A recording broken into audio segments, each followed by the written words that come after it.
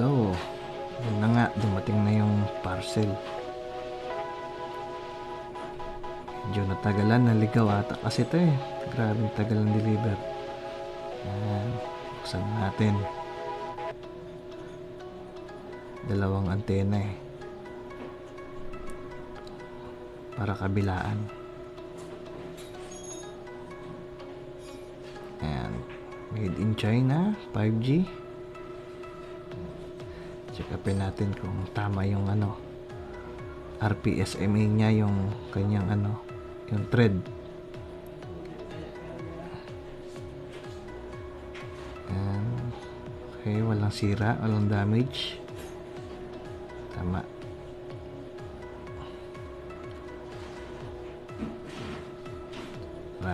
Testingin natin sa labas. Bali, ito pala yung trinay ko na business kasi para hindi masayang yung internet ko, para meron tayong pambayad sa internet kasi nakatinggal lang minsan yung yung internet ko kasi nasa trabaho ko minsan. Yun yung atin access point or yan yung antena natin sa piso wifi. Papalitan natin yan ng antena para lumakas or mas malayo yung range niya. Yan, lalagay na natin. Madali lang naman mag-install basta tama lang yung sukat niya ng butas. Yung size pala nito ay yung RPSMA. Yung inner hole yung niya, yung butas niya sa access point. Kung nakikita nyo sa loob ng bahay, pero sa labas na rin yan, sa balkon. Gusto ko lang, ayoko siyang nainitan para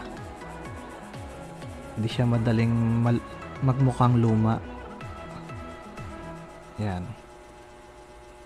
Itatapat na natin yung tamang direction ng antena. Yan. Puro pababa. Kasi yan yung magandang angulo. Abot yan sa malayo. Kung nakikita nyo ngayon, yan yung bagong model ng parang piso wifi. Butcher type na rin siya. Wala na yung cord slot. Tetestingin na natin.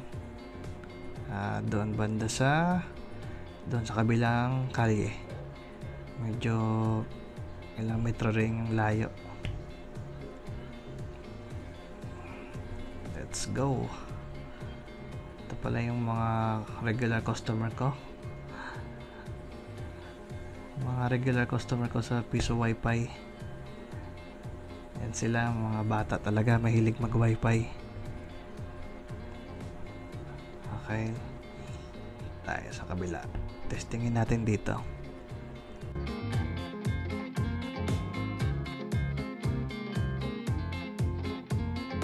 Yun, lumabas na yung portal.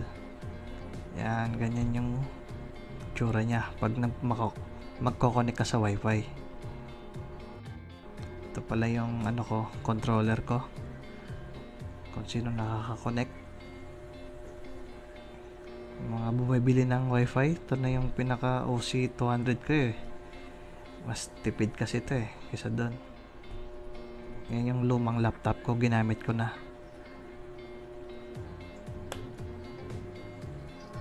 Yan yung kita ko ngayong araw. Yung maganda kasi may passive income kahit konti lang, kahit barya.